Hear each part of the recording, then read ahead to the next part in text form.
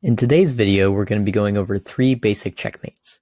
If we practice these checkmates, we'll be able to get them down to about 10 seconds in a real game. So the first checkmate that we're going to do is called the ladder method, or the staircase method. And that's going to involve 1 king and 2 rooks against another king. The second checkmate that we're going to do is called shepherding the king, and we're going to use that with just 1 queen and a king.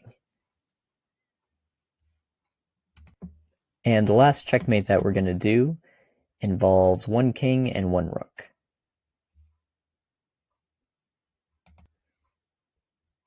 So our first checkmate is the ladder checkmate, and all we're going to do is we're going to use one of these rooks as a blocker. So I'm going to move it to g4, and we're going to block the king from moving down. I don't want to check the king yet.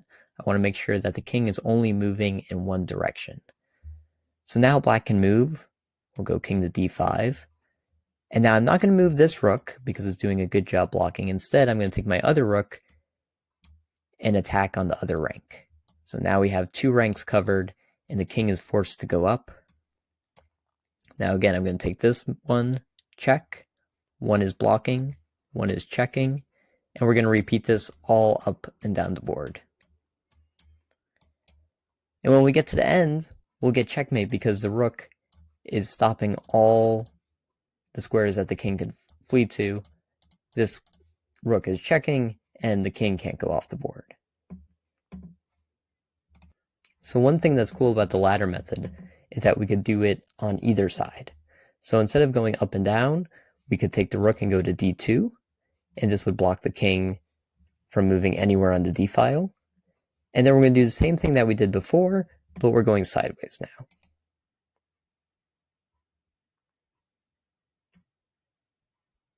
And once we reach the end, again, we're going to get a checkmate. Now, the reason we call it the staircase method or the ladder method is because the rooks look like they're taking giant steps up a ladder or a staircase as they're checkmating the king.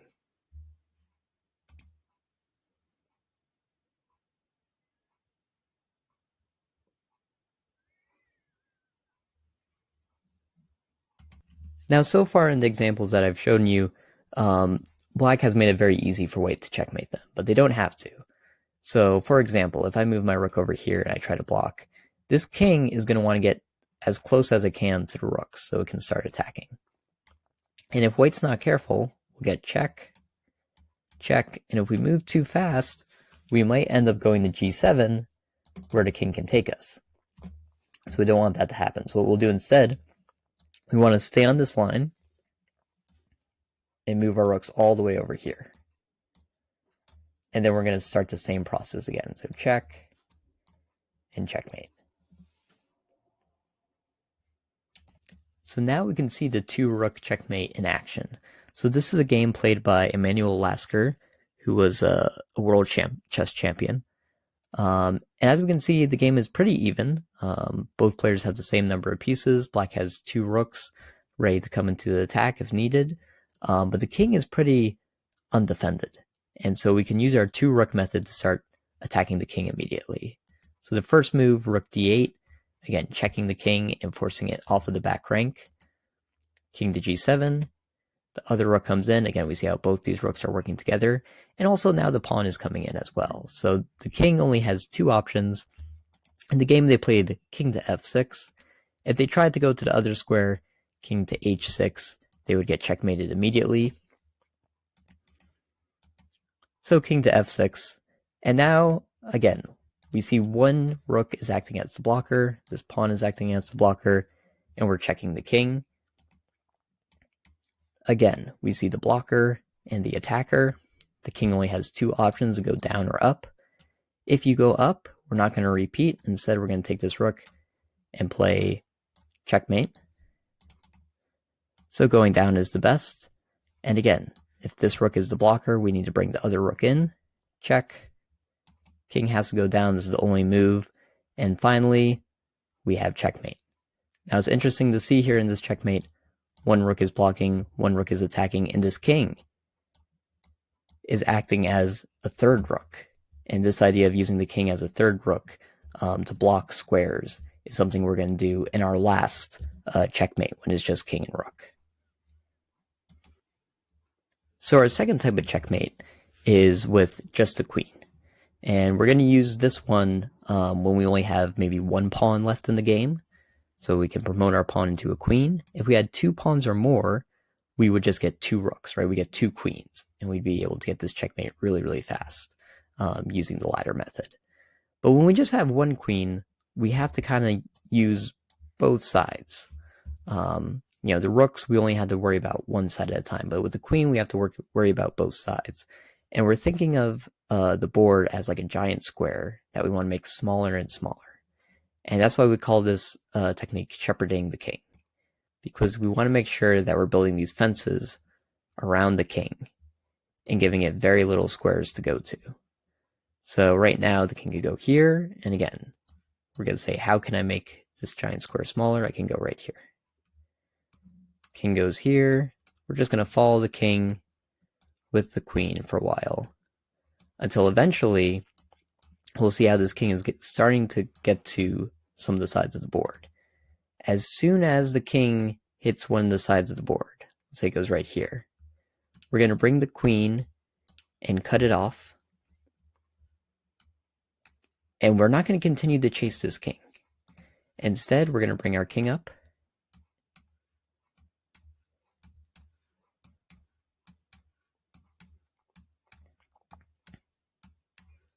And now we have the king here to protect the queen, and we can play checkmate. This is always how the checkmate's going to look, with the queen right next to the king on one of the sides of the board, and make sure that's protected by the king. So there's a few things we want to keep in mind when doing the shepherding checkmate. The first thing is we're so focused on the queen making this box smaller and smaller for the king that we want to make sure that once we get here and we've trapped the king on one side of the board, we don't want to continue to follow it. Some people, play chess really fast and they get a position like this. They made the box smaller and smaller, but this is now a stalemate, right? The king can't move, but it's not in check, so we just took our win and we turned it into a draw. Another great example of this happens in positions like this, where we want to get the queen as close as we can to the king so we can checkmate. We know the checkmating square is right here. We could put the queen on e7, that would be mate. So many people move queen f6, and again, we get a stalemate position with the queen and the king working together. So the best move, of course, if we just take our time, would be to move over here, again, cutting off the king from moving up. The king can only go here, and now we get checkmate on d7. So now we know how to get checkmate when we're winning by 2 pawns or 1 pawn. But what if we have a position like this where white promotes to a queen, and then black trades off, and now we know we're winning as white, but we only have a rook left. How do we get checkmate? Well, the first thing we're going to want to do is we're going to want to take this rook and again kind of block off the king. And the second thing we're going to want to do is make sure that our kings get lined up at the right time. So we don't want to be the one stepping up to the king, because we're covering these 3 squares right now, but it's black's turn.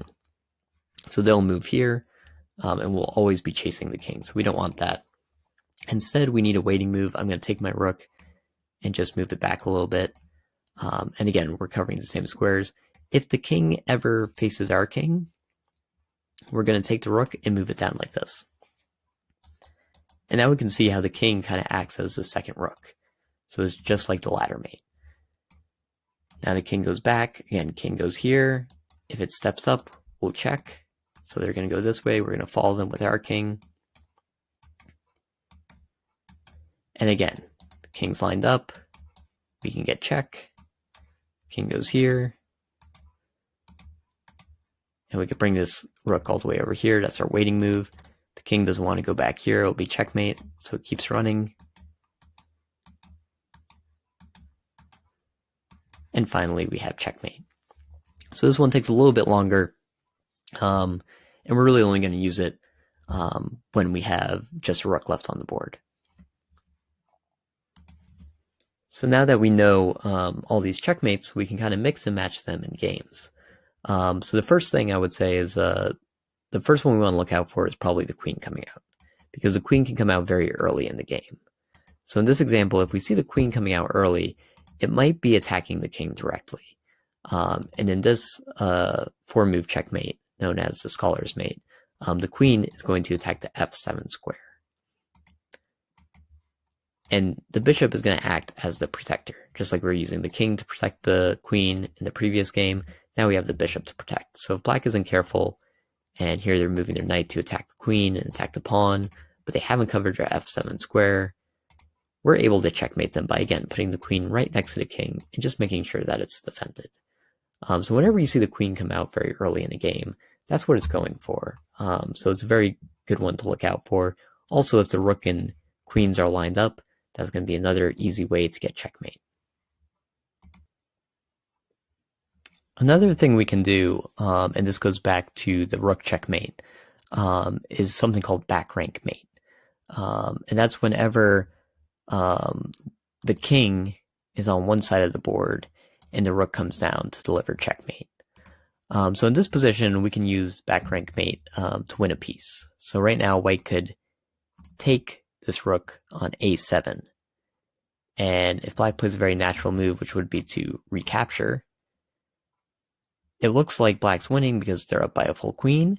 But again, we see how the king has kind of blocked itself in with its pawns, so white can go here and deliver checkmate. So we're checking on the back rank, and this king that had a castle at one point has now kind of trapped itself in. So this happens all the time, and it's a very difficult one to see, especially when there's a lot more pieces on the board. One thing that black could do here, if they saw this coming, is they could say, well, I want to play with my rooks. I want to get them into the game, bring them over here. Maybe I can move this pawn up. If I move this pawn up, then I'll be all set. So let's say, white makes a move like this. Black can just move a pawn up, and now this is never a threat anymore. Because if you take, the king can simply escape to h7. So we call this an escape square. Just moving one of your pawns up can be very helpful when it comes to protecting your king. So those are the 3 basic types of checkmates. With any of those, you can use them to wrap up just about any game. If you only have a bishop left, or if you only have a knight left and no other pieces, you're not going to be able to get checkmate. It's going to be a draw. So make sure that you really just study these 3 checkmates really, really well. Because if you have a pawn left on the board, a queen left on the board, or a rook left on the board, you can get these checkmates very, very quickly. It helps in time pressure, where you might be winning by a lot, but you don't know how to end the game. It's also good to know these checkmates so we can defend. We want to make sure that we're not falling for back rank mate, or if they're moving their queen, we want to be able to find ways to defend our king.